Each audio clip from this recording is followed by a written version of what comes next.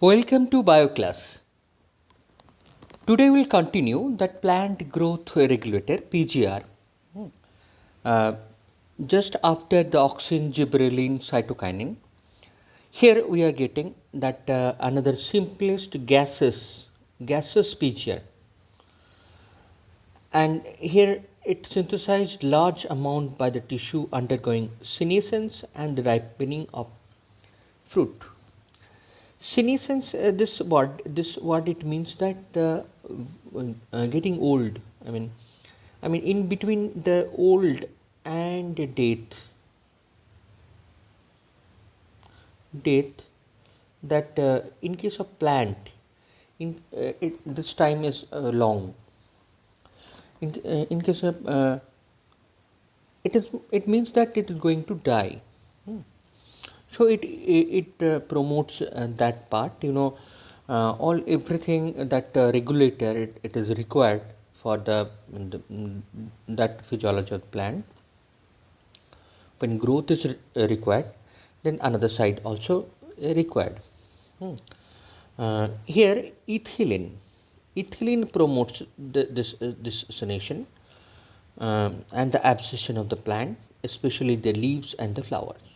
Okay, and it is highly effective in the fruit ripening, that we are also using it. Hmm. Ethylene breaks the seed and the bud dormancy. Hmm. Dormancy, I think this word everybody the dormant seed which will not germinate. Hmm. So when it breaks dormancy, then it initiates the germination. So the germination it can promote. Ethylene promotes the rapid internode and petiole elongation. That these are the uh, important function of the ethylene.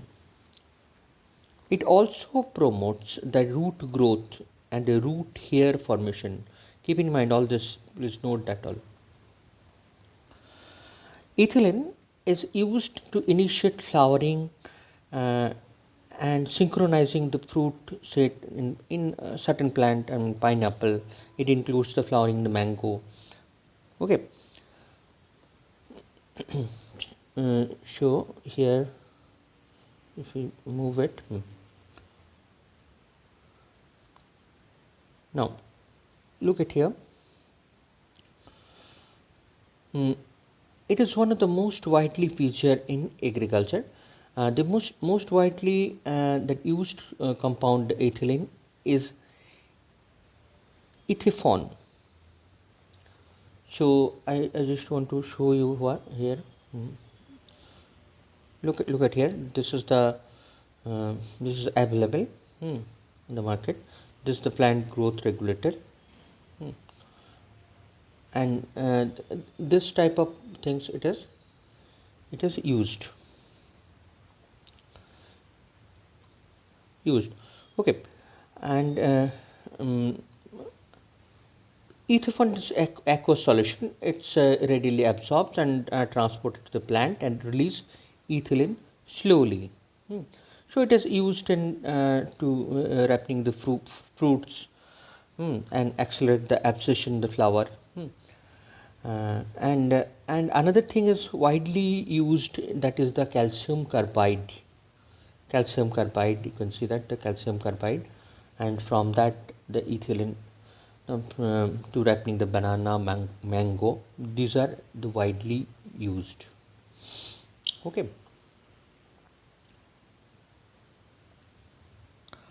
Next is abscisic acid. Here, abscisic acid ABA, its function is completely different. It's only plant hormone that has inhibitory effect in the growth, development, and every cases. And it is a quite negative growth type of hormone or plant growth regulator, that it is also very useful for the plant. Already I told you that when growth is important, then degrowth also important in some extent, in some cases.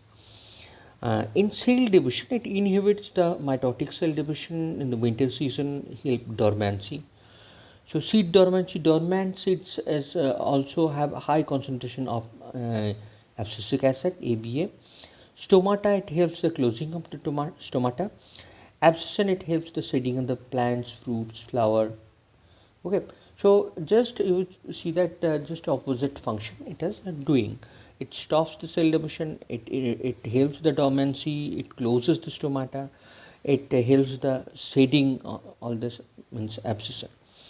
So the abscisic acid is very important. It is quite different from the other. So it is important.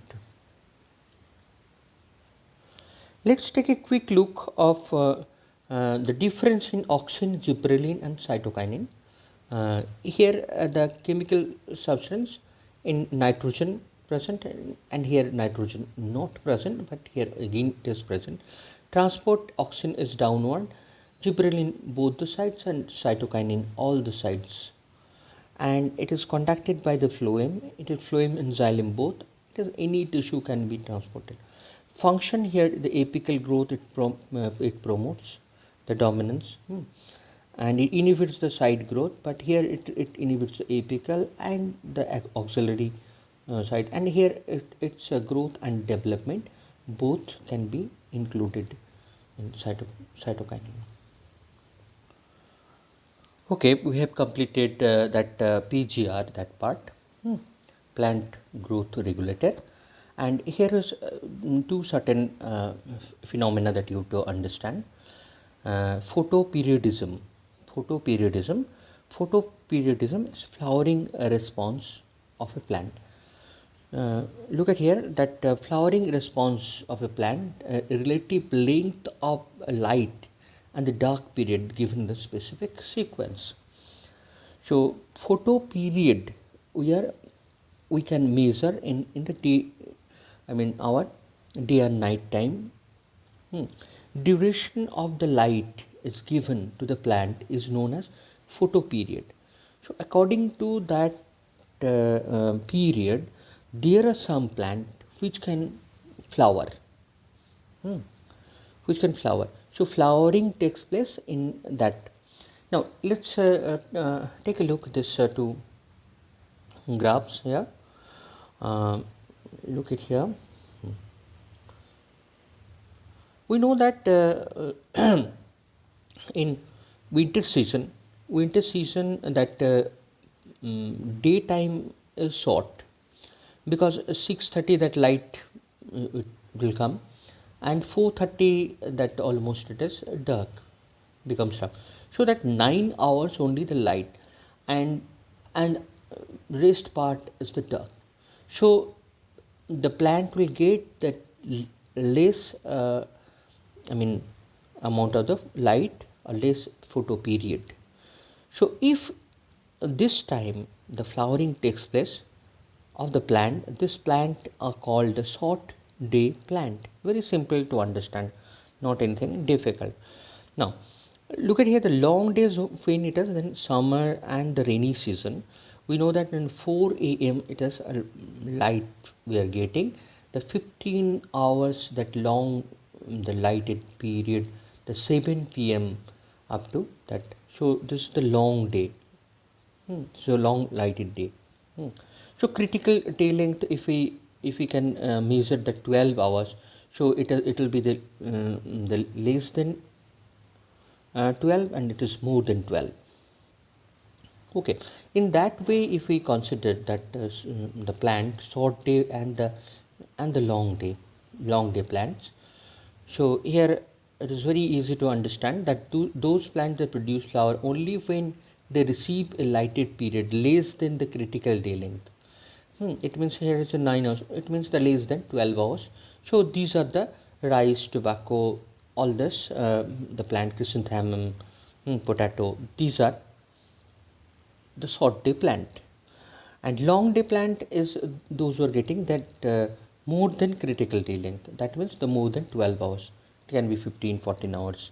So these are the pea, radish, that palak, wheat, all this. But other than this there are neutral plant also there, that they are not showing any response any certain critical length, lighted period of the flowering. They do not have any critical lighted requirement. They can flower. At any time they can flower, but light period is not affect this. That cucumber, the tomato, the sunflower, cotton. This is the DNP. Okay. Next is vernalization. Vernalization is there are plants for which the flowering is either quantitative or qualitatively dependent on the exposure of the low temperature. So low temperature exposure that flowering takes place. This phenomena is termed as vernalization. Okay. So if we can see this part, so low temperature exposure. Here low temperature 0 to 5 degree that requirement the flowering in called vernalization.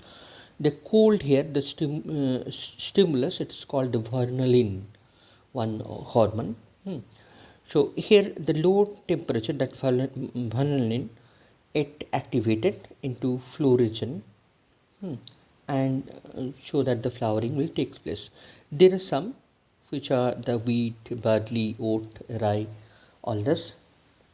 So this phenomena, just know that here if we exposed the plant in low temperature, very low temperature, and due to the stimulus vernalin, it can flower. So this flowering takes place, and this phenomena is called vernalization. And here the wheat, barley, oat, rye, these are the example. Okay, that's all about this chapter. Thank you.